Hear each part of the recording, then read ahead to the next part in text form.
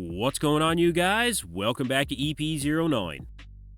Alright, the bodybuilding competition season is in full swing, and it's been a very exciting season so far. We had the New York Pro, where Tony O'Burton pulled off a win. We had the Cali Pro, where Ross Flanigan shocked the bodybuilding world by pulling off a huge upset over Tonio. And now, we have the Toronto Pro Supershow, and it's going to showcase some of the best athletes that bodybuilding has to offer. So the first thing we'll do is look at the official competitors list. So this weekend in Toronto, we'll have Slavoj Bednar, Ross Flanigan, Iain Valliere, Michael Lucy, Sahar Kazis, Jiangmin Li, Jason Lowe, Morgan McDonald, Hassan Mostafa, Joe Seaman, Robin Strand, and Iain Valliere. So yeah, this is quite an impressive lineup of bodybuilders, many of which we got to see on stage over the last 2 weeks. Now, I want to give you guys my top 5 predictions here, not that it matters according to Ross Flanigan. Fun fact, did you know that if you are not a judge in the IFBB, your opinion doesn't f***ing matter? Mind blown. Thanks, Ross. Sounds good, but I'm going to give you guys my opinion anyway. It's kind of, the whole reason I'm here. But yeah, before we get to that, I wanted to address 2 quick things. The first thing is, we will not see Mohammed Shaaban this weekend. His name is not on the official competitors list, and he confirmed in the comments section of a recent post that he will not be on stage in Toronto. I don't know what the hell was going on with him posting about not only doing Toronto, but also the Cali Pro. The bodybuilding world was really in a buzz when he dropped that physique update and he hashtagged Toronto and Cali. So I don't know if he was pulling a Kai Green and leading us all on or what happened, but yeah, no Mo Shaaban this weekend.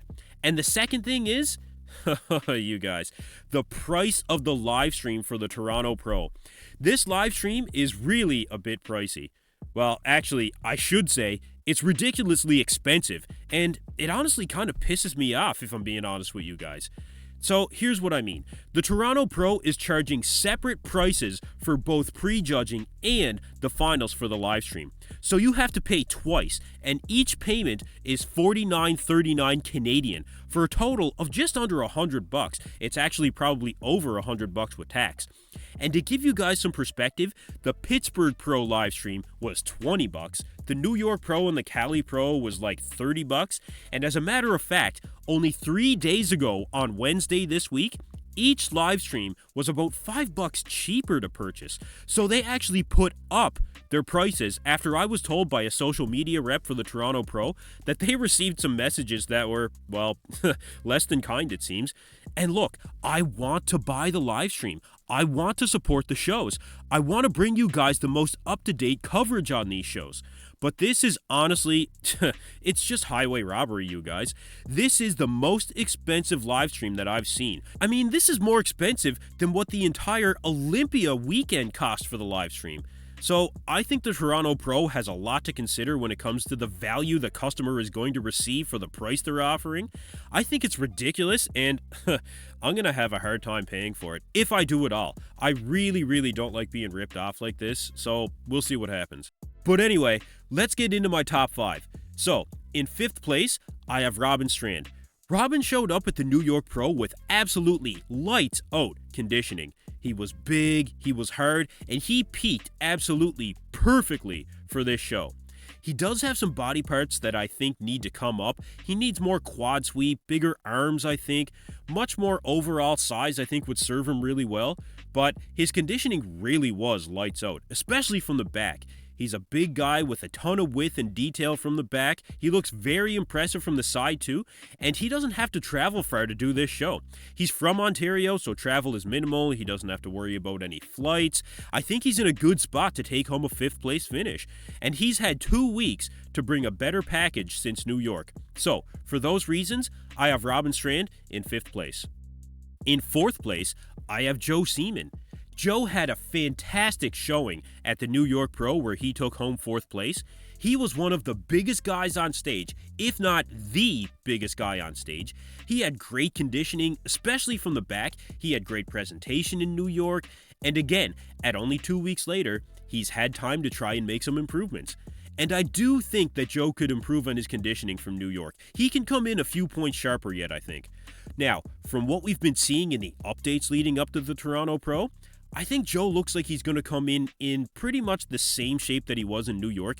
I'm not seeing any major improvements in overall conditioning, but he'll be able to hang with both Iain and Hassan from a size standpoint. That I'm pretty confident of. Joe also being a fellow Canadian from Ontario, he doesn't have far to travel for this show, so no flights to worry about. He'll have his home crowd there cheering him on, and I think if Joe controls that midsection at all times on stage and brings at least as good of a package to Toronto that he brought to New York, I think he'll take home another 4th place finish in this 2023 bodybuilding season. So Joe Seaman, 4th place. In 3rd place, I have Ross Flanigan. Now, Ross is definitely on a lot of people's radars right now. He absolutely shocked the bodybuilding world at the Cali Pro, and literally nobody had him winning that show. But with absolutely inside-out conditioning, huge quads, and very impressive back and side shots, Ross proved to us all that he is one of the best bodybuilders in the world. I think that his conditioning and shape will put him ahead of a competitor like Joe Seaman. I think we all underestimated Ross in California, and I think I won't be making that mistake again. I personally had him in 4th at the Cali Pro, but look, Ross is not going up against the likes of a shapely bodybuilder with great lines and a decent amount of size like Tony O'Burton. Ross has to stand next to the likes of Hassan Mostafa and Iain Valliere, both of which I think are going to outsize him. Now, I had to go back and forth on this placing a little bit because I think Ross does have the ability to beat Hassan Mostafa, but only if Hassan comes in off. Iain, I don't think is coming in off, and I think Iain's size and graining conditioning is just going to be too much for Ross to defeat right now. Now, Ross also has to fly to Canada for this show. Hassan and Iain both live very close to Toronto full time, so look, fact of the matter is, Ross could take 2nd place in this show. It's definitely possible. Like I said, I don't want to underestimate him again, but I'm going to predict that in this lineup, Ross Flanigan is going to take 3rd place. In 2nd place, I have Hassan Mostafa, and this wasn't necessarily an easy decision for me once I looked at some of the updates. Hassan is looking improved from last time we saw him on stage. His arms look bigger, fuller, rounder, his quads look like they gained some sweep, and although Hassan is definitely more on the spectrum of an aesthetic mass monster, which is being heavily rewarded in bodybuilding these days, I just don't think his conditioning is going to stand up in this lineup again. I think it will be better than what we've seen in the past. I have to give Chad Nichols the benefit of the doubt when it comes to that. Even if it is the first show for him prepping Hassan, and again, Hassan's size and pleasing shape does count for a lot. But as for him winning the show, I'm just not seeing that hard, grainy level of conditioning that we saw him with when he was working with AJ Sims. Now, it's possible that Hassan pulls a ton of water and comes in super dry, super shredded, and he does look very impressive, but I just don't think he'll be able to get past the size and conditioning of Iain Valliere. So for those reasons, I have Hassan in 2nd place. And in 1st place, yes, I have Iain Valliere. Iain is a veteran of the sport. Iain doesn't miss when it comes to conditioning. He'll be the biggest on stage, he'll be the hardest on stage, and I'm expecting him to be improved from what we've seen in the past.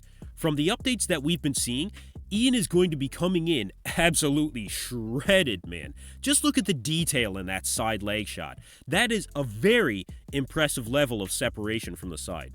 But even from the front, the quads are separated, but also full as a house, striated. I think his legs grew as well. And I think based on what we're seeing from the leg shots that Iain's been posting, that I would say the upper body is going to be equally as improved. And you know, Iain really wants this win.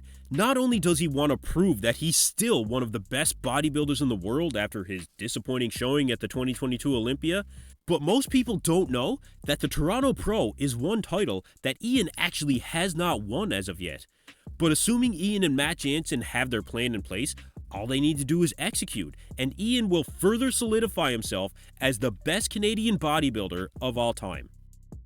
So there you have it, you guys. For the 3rd weekend in a row, we have a very exciting show on our hands. And also remember, the Toronto Pro is actually on Sunday. Saturday is the amateur show. So anyone with plans to watch or attend, just keep that in mind. I actually watched Nick's Strength and Powers video, and he actually messed that one up. So I wanted to make sure that you guys were aware. Anyway, that's going to do it for me in this video, you guys. Stay tuned right here. I'll have all the updates for you guys on the Toronto Pro. Thank you for tuning in to EP09. Be sure to like and subscribe.